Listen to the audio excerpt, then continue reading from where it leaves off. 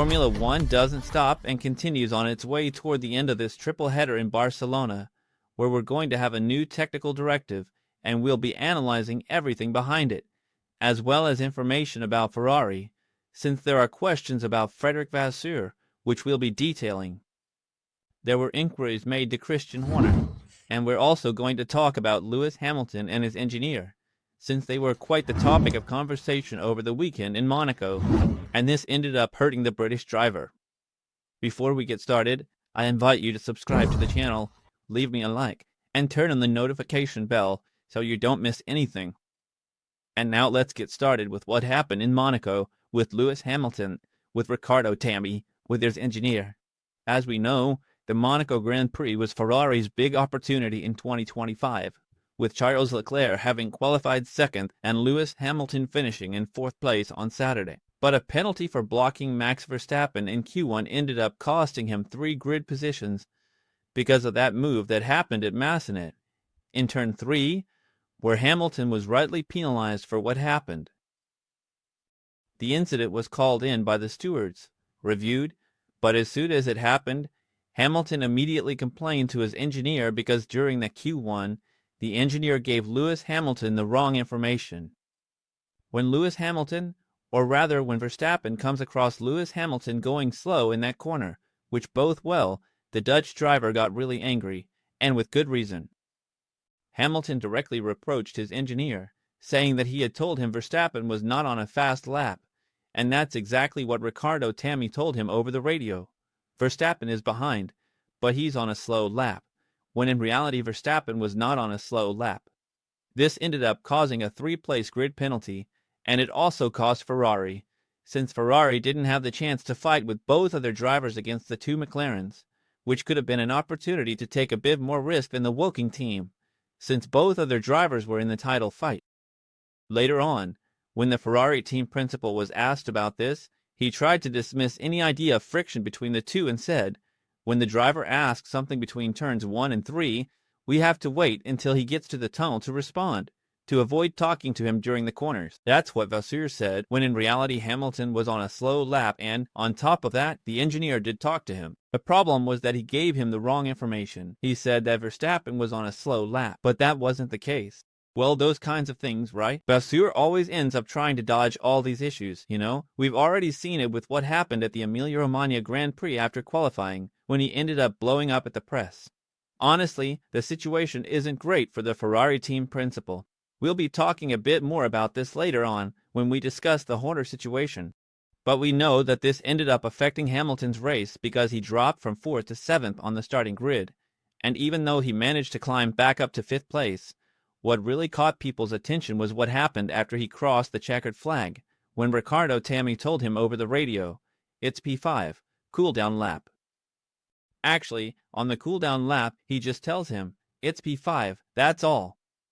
And Hamilton asked, "Look, we've lost a lot of time in traffic. We need to investigate the rest. And pick up, well, the rubber, please." That's when Hamilton said, "Yes, many thanks to the guys, as I said, for fixing the car after the accident I had on Saturday. It hasn't been a very good weekend, but we'll live to fight another weekend." To which Tammy didn't respond at all, and Hamilton asks, "Are you mad at me, or did something happen?" And Riccardo Tammy still doesn't answer him. For Riccardo Tammy to get mad at Hamilton after what happened, after how he was affected on Saturday, is ridiculous, isn't it? This kind of situation only happens at Ferrari, and it's not the first time it's happened. Alright, it's a new relationship. Hamilton comes from many years of being in a relationship with his engineer, with Peter Bonington, who was with him throughout his entire career at Mercedes, and now switching to a more Italian approach like Ferrari's, which, as we said, politics at Ferrari is a whole thing. The way they work is completely different from what Lewis Hamilton was used to. It's going to take him some time, not just to get used to the car, but also to the way they work.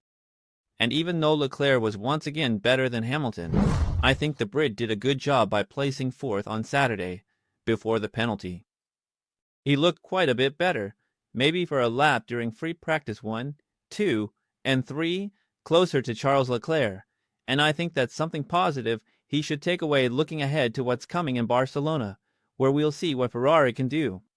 We've already discussed that they're going to bring a new wing to comply with the new technical directive and see if they can get a little bit closer. If these stricter measurements that the FIA is implementing end up favoring the SF25, or if it ends up being a bit disadvantaged in terms of performance, both McLaren and Mercedes, which is what has been discussed. Now, moving on to the situation with Horner, since Ferrari, according to all the reports coming out of Europe, has held talks or is looking for a way to convince Christian Horner. Let's remember that Christian Horner has been the team principal of Red Bull Racing since 2005, making him the longest-serving team principal currently in Formula One. Horner has won 8 Drivers' Championships and 6 Constructors' Championships, making a total of 14 world titles for Red Bull and for Horner.